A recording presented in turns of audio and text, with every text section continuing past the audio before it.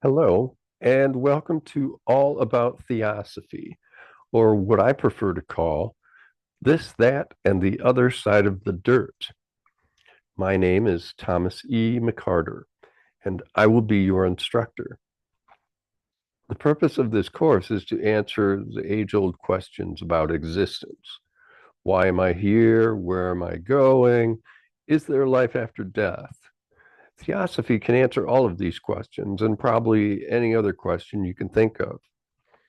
Before I begin, let me apologize for the clumsiness of this presentation.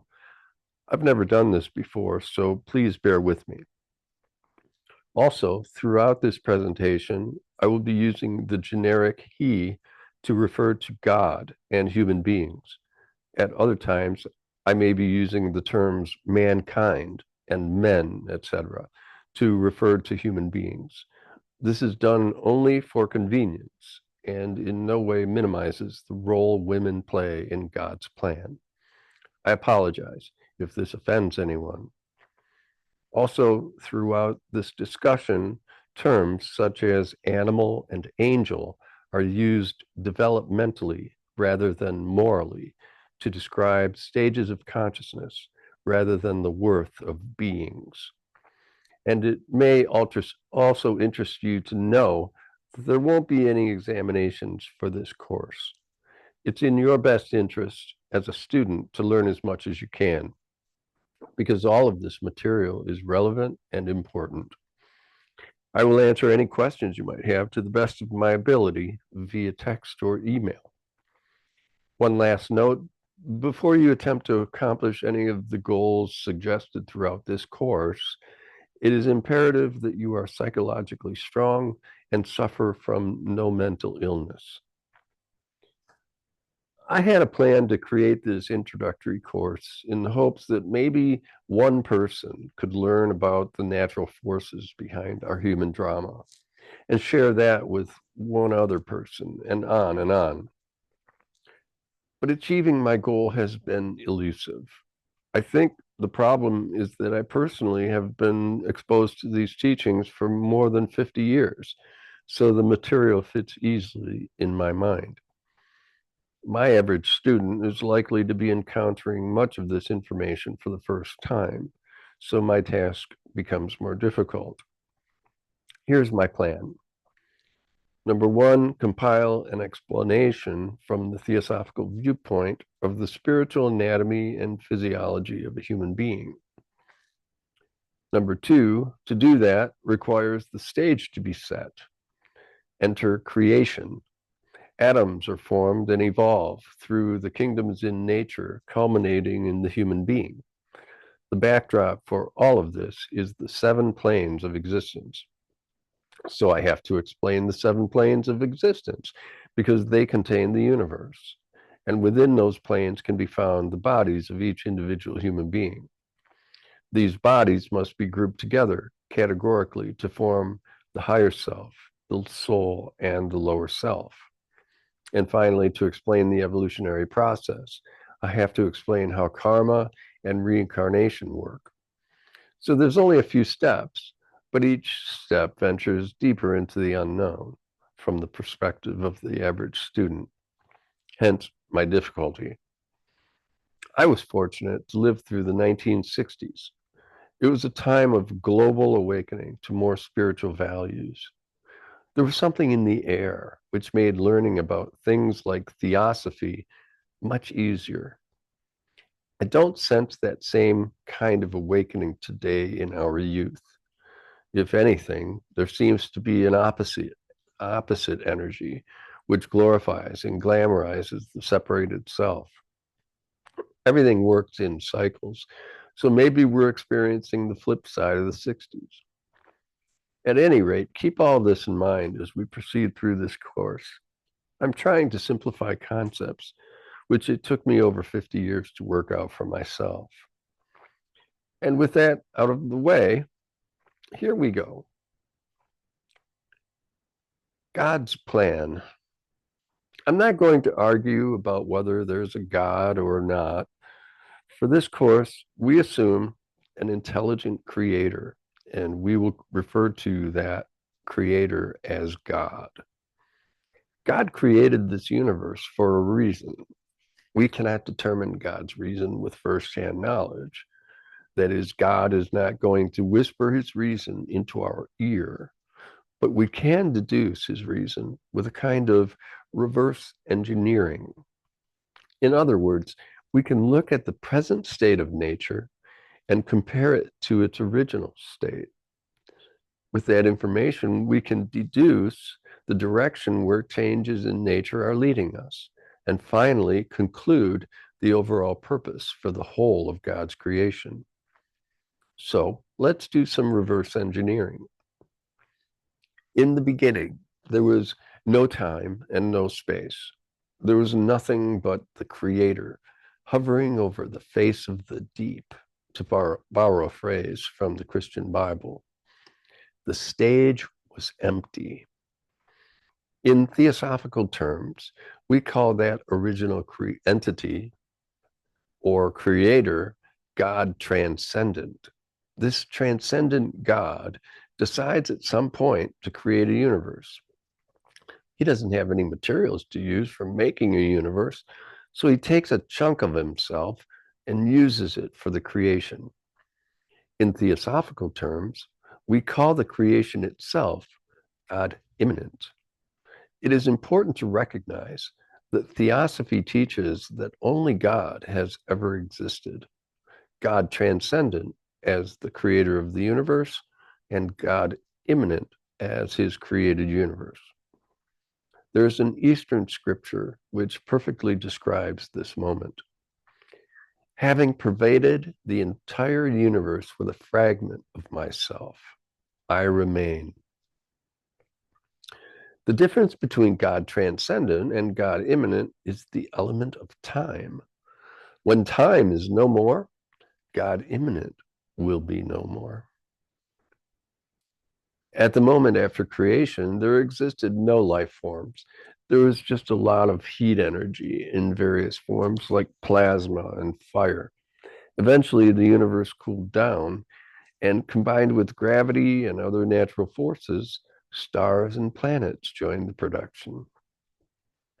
A mineral kingdom had emerged onto the stage, comprised of all of the elements, gases, crystals, dirt, rock, and other forms which we would refer to as inorganic. Note, in the interest of brevity, I'm classifying all things as either animal, vegetable, or mineral. A long time passes and a critical transition occurs. According to our greatest scientific minds, a collection of primordial goo, which included carbon, nitrogen, and phosphorus, got struck by lightning, and that produced the beginnings of proteins, DNA, and other components required for living forms. These were the precursors to organic life. More time passes, and through some kind of strange evolutionary process, plant life makes its appearance on our stage for the first time. Living beings appeared in the universe, albeit beings rooted into the ground. Theosophists call this part of nature the vegetable kingdom. Still later, new life forms emerge onto the stage. These beings were not anchored to the ground, but rather were capable of roaming hither, thither, and yon. Theosophists call this part of nature the animal kingdom. Later still, human beings make their way to our stage. Possessing the capability of understanding causes and effects, these human beings as a collective will ultimately play a crucial role in God's creation. But this course will not go into those details. We will discuss the path for individual humans in detail, but the path for collective humanity is the topic for a more advanced course in theosophy. At this point in our analysis, we have enough data to deduce God's purpose for his creation. Here are the salient facts. In the beginning, all of creation included only the mineral kingdom, plus natural forces like weather and lightning. Organic life formed out of this mineral kingdom. In the early stages, these organic life forms were rooted to the earth in the vegetable kingdom. Later, the organic life forms were no longer rooted to the earth, but could roam every nook and cranny of the planet in the animal kingdom. Later still, the organic life forms demonstrated intelligence, recognizing cause and effect, the human kingdom. There is a clear progression occurring over time. The conclusion is that the atoms produced by the creation of the universe have evolved over time into powerful sentient beings capable of understanding the universe.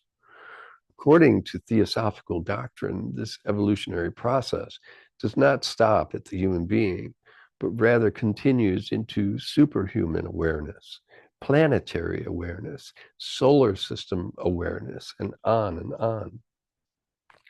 Therefore, the created universe, the atoms, are gradually becoming more and more aware as an evolutionary process gradually changes lower life forms into higher life forms.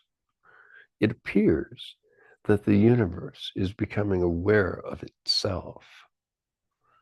According to theosophy, organic life did not appear magically when lightning struck some cosmic soup. Theosophy does not qualify life as inorganic and organic. All forms are living beings. The word inorganic is not in the Theosophical Dictionary. According to Theosophy, life has always been on the stage in the form of the atoms. Atoms themselves have a life and an awareness. This rudimentary awareness evolved into vegetable, animal, and human kingdoms. It is this process of evolution which is the purpose for creation. The atoms will transform first into molecules and then minerals, and then into vegetables, and then into animal and human forms. Humans will evolve into superhuman beings. These superhuman beings will grow to have planetary awareness and later solar system awareness. At such a high level of evolution, it is not a stretch to call these superhuman beings gods. Theosophy teaches that the purpose of creation is to evolve atoms into gods.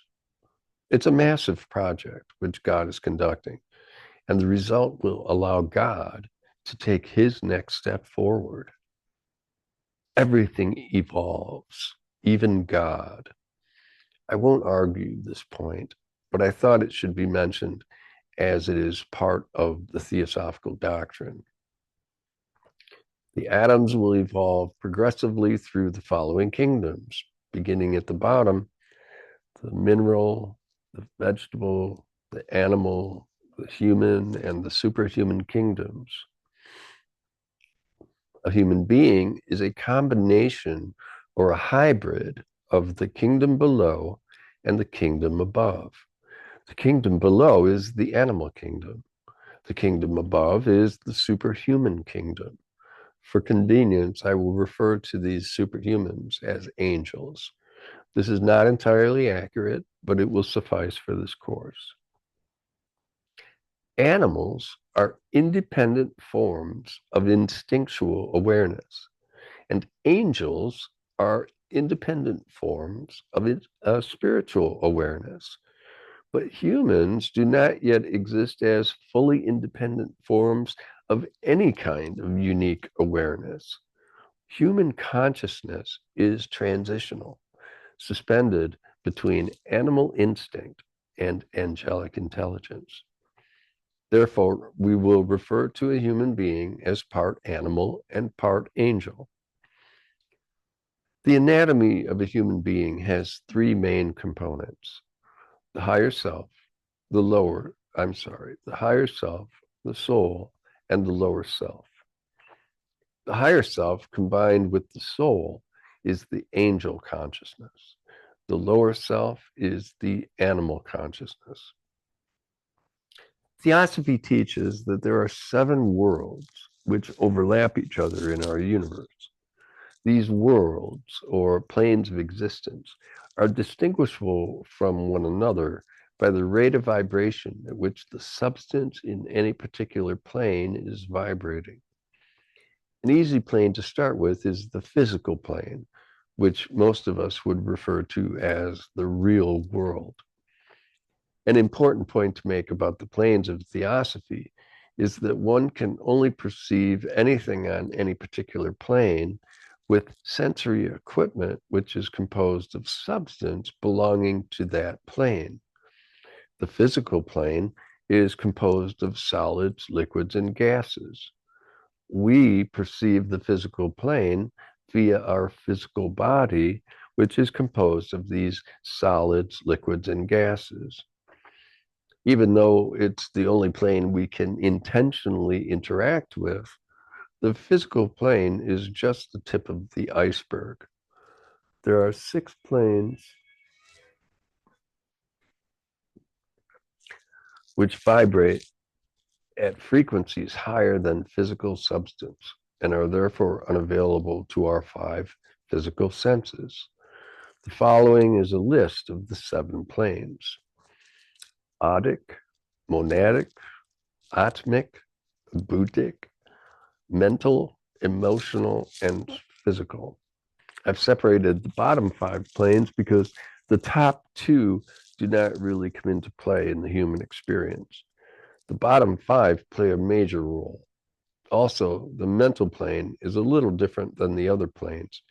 The mental plane is significantly divided into higher and lower sections.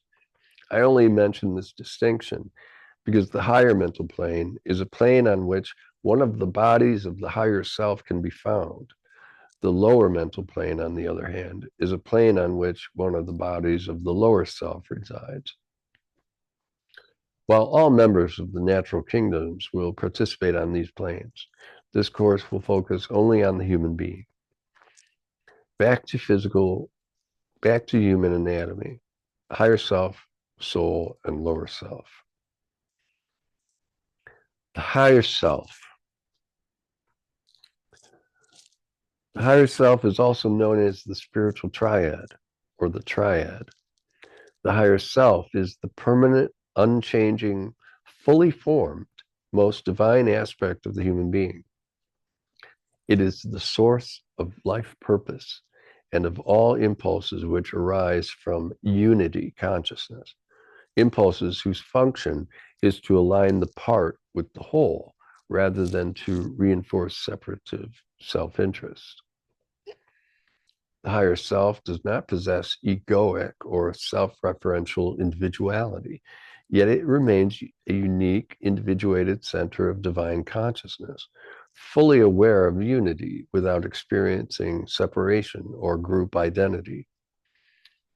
Note that in much theosophical literature, the term higher self refers to the soul, because the true higher self, the spiritual triad, does not possess individuated self-consciousness at all. While the soul is not yet equivalent to the higher self, this distinction is not critical for our present work. In simpler terms, think of the higher self as a slice of God that is responsible for all the other parts. The lower self, also known as the lower personality, lower triad, or quaternary. The lower self is the temporary composite of bodies which occupies the lower 3 planes of human experience. The lower self is reconstituted for each incarnation while providing experiential data to the soul at the end of each lifetime. The lower self occupies human waking consciousness and directs the vehicles unless and until higher alignment is established. Remember the animal and the angel? The lower self is the animal, and the higher self, in combination with the soul, is the angel. The animal and the angel take turns driving the car, which is your physical body, your emotions, and your opinions and ideas. So when you look into a mirror, you are only looking at the car, so to speak. Depending on your thoughts and feelings at the moment, you may get a glimpse of your inner animal or your inner angel. But if you look into the reflection of your eyes, you will always certainly catch a glimpse of your soul, who is always watching. The soul, also known as the ego, the higher self, the causal body. The soul is the evolving expression and vehicle through which the higher self can be reflected in time. The soul is a semi-permanent collector of assimilated meaning derived from the lived experience of each lower self. The soul will one day become a fully transparent and perfected instrument through which the higher self can express without distortion. Its evolution will eventually allow the higher self-awareness to register within the brain consciousness of the lower self. The soul has its own vehicle called the causal body, which resides on the higher mental plane and preserves the permanent gains of evolution. The soul is evolving. The soul grows through those actions of the lower self, which are aligned with selfless, unconditional love. Good behavior is the work of the angel inside of us and results in reward. Bad behavior is the work of the animal inside of us and results in punishment. Human development mirrors spiritual development. The infant begins as a purely self-centered being, reacting to minor discomfort as if it were the end of the world. This is necessary at that stage. But if a person continued to behave this way into adulthood, they would be rejected by society. Growth occurs first for selfish reasons. Restraint is learned because consequences are painful. If I don't share my toys, nobody will play with me. The same is true on the path of human progress. The animal metaphor is harsh, but it accurately describes early consciousness. Only by outgrowing that stage does the individual become capable of soul awareness. The lower self of a human being lives and dies and is reconstituted across successive incarnations.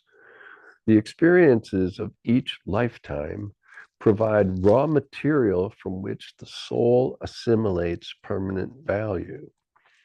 These assimilated values are preserved in the soul's causal body as meaning, impression, and essential realization rather than as literal memories of events.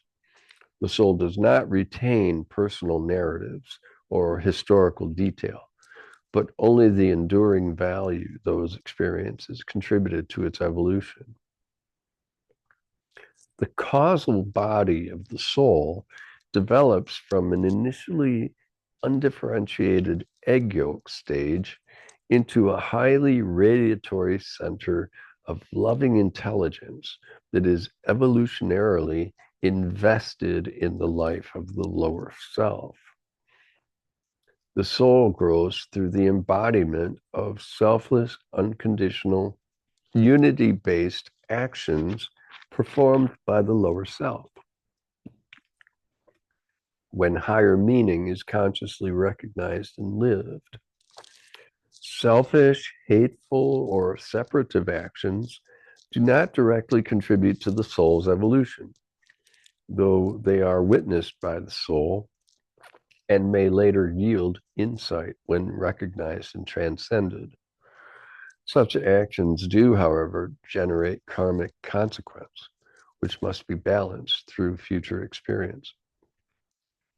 In normal waking life, a human being experiences his identity through the lower self, the physical body, the emotional nature, and the lower mind. That is to say that a human being identifies as his body, as his feelings, and as his opinions and ideas. These are the vehicles of the lower self operating in the three lower planes. The physical plane is the physical body, the emotional plane is the emotions and feelings, and the lower mental plane is where the opinions and ideas come from. Most people are unaware that a deeper level of consciousness exists in the soul, which continuously influences values, meaning, and direction, even when it is not consciously recognized. For many years, I was under the mistaken impression that the lower self was just a temporary piece of the puzzle which had to be eliminated. To me, the lower self had little value since it was a direct impediment to my evolving consciousness. I was wrong about the lower self having little value because I was only thinking about the lower self in terms of awareness. Remember that the lower self is defined in two ways: the bodies a human possesses on the three lower planes, the consciousness which drives those bodies for the benefit of the separated self. I had misunderstood the value which the bodies of the lower self offer to the higher self. From that perspective, the lower self is crucial to the plan of evolution. The consciousness of the lower self also has value, but at this point in time, only as a stepping stone to higher awareness. The animal inside of us cannot become the angel until it first reaches the point where it is an animal. There was a time in the distant past when the lower self was the most important part of the human spiritual anatomy. A human being begins its journey one step removed from the animal kingdom. In its early lifetimes, the human being is little more than an animal in its motivations and actions. In those early years, the human being is in the process of building his lower personality. His goal of long ago was all about self-centered behavior. But those days have passed, and our goal as human beings in the present is to lose our separated self-awareness and allow our soul to control our lower bodies for acts of love and service to others. The rules changed when Jesus came 2,000 years ago. As part of his ministry, Jesus delivered a message which has never been totally understood. He told us that we must die to gain eternal life. He was referring to the inevitability that the lower self must eventually relinquish sovereignty over the control of the physical, emotional, and lower mental bodies. What must die is not the bodies of the lower personality, but the claim of the separated self to define identity and direct life. The animal and the angel take turns using the bodies of the lower self. It is the animal who must eventually die if we are to gain the eternal life of the angel. One more note on Jesus. He was a highly evolved and extraordinary man, but he was still a human being with a lower self and a soul and a higher self. While he hung, dying from the cross, he uttered the words, my God, why hast thou forsaken me?" This was the last gasp of his lower self. We must all utter those words someday. It is only after that moment that our consciousness will ascend further on the superhuman path. Now, this next is a point which I cannot emphasize too much. The lower separated self-consciousness must be silenced in order for the higher divine consciousness to utilize the vehicles of the man in the lower worlds. When the lower self is silenced, the soul and higher self can utilize the lower bodies freely for acts of love and service, fulfilling their true purpose. But all of that will come in due time. We are directed to make haste slowly. The lower self loses control not when it is attacked, but when attention is steadily withdrawn in favor of alignment with higher purpose. I used to think that theosophy asked for way too much out of me. There was too much talk about sacrifice and service to others. I figured that if I've had thousands of lifetimes, I'll certainly have thousands more. So, what is the big hurry? This is a normal reaction from the lower self, which is well aware that its days are numbered. The animal inside of us is going to put up a tremendous fight. Die to gain eternal life? Yeah, I don't think so. When the battle reaches the most difficult point, theosophy teaches that the combatants have a name. In the right corner, wearing white trunks and radiating light, love, and selflessness, the angel of the presence. And in the left corner, wearing black trunks and glaring and sneering and gnashing his teeth, the dweller on the threshold. Pretty cool names, if you ask me. The angel will win eventually, unless the lower self takes a turn into the dark. We won't talk about that possibility, but it's good to know that the outcome is not necessarily a done deal. Our goal for now is to divert our attention and resources to the purposes of the soul and become immersed in service to God and nature. By doing so, the hold which the lower self has over us will gradually diminish. When human beings use their intention and their will for selfless purposes, they directly aid their souls. This is the most important lesson I can teach you about yourself. I used to think that the soul and the higher self were something I would experience in the distant future, or at the very earliest after my death. But then I had the privilege to find a book which explained these obscure details which had eluded my grasp for so long. I learned that I could have an impact on my soul in real time. It is this fact about spiritual human anatomy and physiology which prompted me to create this course. I'd share the title of the book and its author, but like most literature about theosophy, it is couched in cryptic language, which is very difficult to comprehend. This course is a distillation of many of those obscure facts. You may approach me offline if you would really like more details about the supporting literature.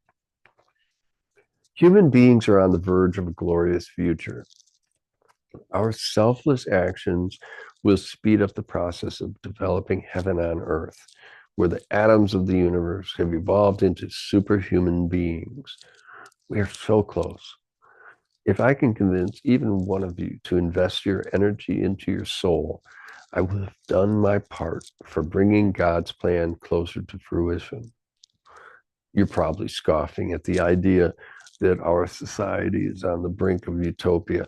How could that be possible with all of the suffering and war and hatred and ignorance which is running unchecked in the world? Surely God is indifferent to our suffering, or he would snap his fingers and eliminate all the evil and pain which plagues us. How could a loving God allow such suffering? If he exists, God is dead to humanity. Theosophy offers an explanation to this argument. Simply understanding two of nature's forces provides all the answers. Human suffering is the result of human actions. Individual human actions create repercussions for individual humans. Collective human actions create repercussions for collective humanity. God is not indifferent. From God's perspective, everything is perfect. All of the suffering is caused by humans themselves. The suffering is a part of the perfection. It is all in balance. There would be no suffering if there were no evil actions. Karma is the key to understanding how this balancing process works. Karma is easy to understand. The word karma is a Sanskrit word which means action. Any action will produce a karmic effect. Good action produces karmic reward. Bad action produces karmic punishment. Human beings are karma generating machines. Every one of our actions, that is, every thought, word, and deed, is like throwing a pebble into a pond. Each pebble triggers a ripple effect which courses through the entire pond. God owns the pond, and he is very particular about how he wants his property treated. God wants his atoms to evolve into angels. In order for this to happen, everything and everyone must become perfect. He wants one big happy family in paradise. That is his plan, heaven on earth. When our actions are selfless, they help to bring his plan to fruition, and so we are rewarded. Conversely, when our self-centered actions interfere with his plan, we are punished. The concept of karma should be an easy sell to the public. After all, it's just a more robust way of looking at the Newtonian law, which states that every action will produce an equal and oppositely directed reaction. And it is also supported by the New Testament when Jesus says that you reap what you sow. Karma explains why people suffer, but the concept of reincarnation clarifies that explanation. Reincarnation is the part of natural law which guarantees that an atom will evolve into a god. Karma ensures that human beings will make progress along their path. The human path begins one step removed from animal consciousness. Think of the human path as a spectrum of possible behavior. At the left end of the spectrum, there's no limit to behavior, while at the right end, there's only a single possible choice. In early days, the primitive human has no limits. He can murder and pillage and wreak havoc to his heart's content. His conscience has yet to apply limits to his spectrum of possible behavior. The karma generated by such wrongful actions will eventually teach him that certain kinds of behavior are going to cause him pain and suffering. The lessons are subtle to a primitive mind, but eventually he will learn right from wrong. He'll notice that murdering people creates all kinds of problems in his life. So his soul, through his conscience, will teach him not to murder so much. He'll continue to pillage and wreak havoc, but no more murdering. His spectrum of possible behavior shrinks when he learns these kinds of lessons. Over the course of his life, he will shrink this spectrum more and more until his death. So the lesson here is that karma will shrink our spectrum of possible behavior. Remember that the human path ends when the spectrum of possible behavior has narrowed down to a single choice of behavior. That single choice is to perform an action which will be characterized by light and love and selflessness, angel behavior. At the end of a single lifetime, the primitive man will have only learned a few lessons, if any.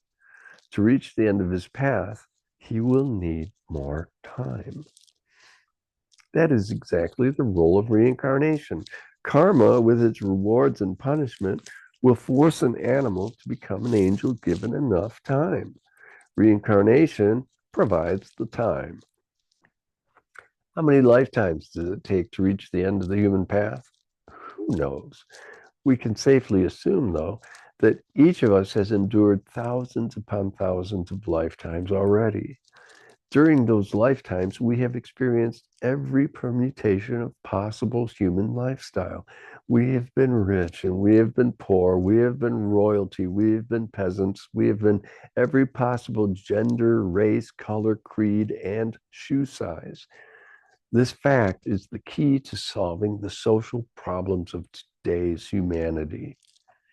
When we meet anyone on the street, it is as if we are looking into a mirror at ourself during a past lifetime. We have walked in everyone's shoes. We are all the same. Hatred manifests due to differences. You are not the same color as me, so I hate you.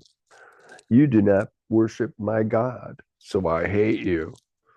You have different ideas for how society should evolve, so I hate you. I'm better than you because I have more money and more intelligence. So I don't really hate you, but you have nothing to offer me. So I don't care about you. Oh, what the heck? I hate you too. This is how hatred infiltrates society, differences. But the existence of reincarnation eliminates those differences. A person's lifestyle and demographics is nothing but a garment they wear for any particular lifetime. We've all worn the same garments. And think about all the horrific behavior we're all guilty of in the course of all these lifetimes. We see someone suffering in life today, but we do not see the cause of that suffering. We've probably all been horrible scoundrels. Imagine the karma generated in those types of lifetimes. And let me make one more comment about suffering. When our soul chooses its next incarnation, it does so with pure objectivity. It knows what kinds of experiences it will need to make further progress. So it chooses a family which will maximize that potential. Even a lifetime of adversity is like the blink of an eye to the soul. Through the lens of the lower self, we see the pain and the sorrow and the suffering. If we were to look through the lens of the soul, however, we would see a brief period of suffering, but overall, a massive opportunity for growth. This is not to say that we should turn a blind eye to suffering, since it's only God's way of balancing our ledger, so to speak. Let's talk about the self and the not self. The self is our separated self. The not self is everyone else. In early days on our human journey, we focus our energy on our separated self. The not self is not our problem. People who are hungry or homeless, they're a part of the not self. But interestingly, progress along the human path requires that we flip our perception of the self and the not self. The not self, or everyone and everything, becomes the target for our angel's energy and attention. The self, being the separated self, is the animal nature which must be crucified. It may be true that people who suffer have caused their own discomfort, but the angel only sees suffering. The angel sees itself as everyone and everything. When the angel encounters someone who is hungry, the angel literally feels like it too is experiencing the hunger or the injustice or whatever pain is manifesting in what the animal considers the not self. The self of the angel is the entire universe. Moving along. I believe that by society embracing these two natural laws, karma and reincarnation, we can establish the brotherhood and spiritual communities God intends for us. Belief in the law of karma will steer our behavior into a more selfish direction, since we all prefer reward to punishment. And belief in reincarnation eliminates the differences people perceive and which often lead to hatred and wars. Let me make it as simple as I can. A human being is driven by his contrasting animal appetites and his inner need for serving God's plan. The time for pursuing animal appetites is over. Our forward progress requires a consistent and gradual transition from the animal driver to the angel driver. We all do good things and we all do bad things. The good things will directly aid our soul in its growth and evolution. The bad things will only add to our bag of karma that we must carry around until we pay our debt. It doesn't take saint-like behavior to serve God. Every kind word, thought, and deed is service. Just treating your physical body like a temple is service. Quit smoking or moderate your alcohol intake. Don't overeat. These are all acts of service because the motivation is to control the animal. You don't have to be Mother Teresa to serve God. I won't go into great detail, but our soul is like a flower with three sets of petals. The outermost are the knowledge petals. We must first understand our spiritual anatomy and physiology before going further. When the knowledge petals are open, they reveal the second set, the love petals. Understanding who we are will lead to love for others because we will know that we are all the same. When the love petals open, they reveal the inner layer, the sacrifice petals. Love requires sacrifice because genuine love takes away energy and resources which we could have directed towards our own selfish appetites. But sacrifice is impossible until we have knowledge of our true self and until we have demonstrated selfless, unconditional love. Sacrifice is hard, but think about it this way. God created a gazillion atoms, which must someday evolve into gods themselves. Each atom has its own individuality, but each resultant God shares a single awareness, the Christ consciousness. The only way to reduce the gazillion individual awarenesses to a single awareness is through the sacrifice of the many.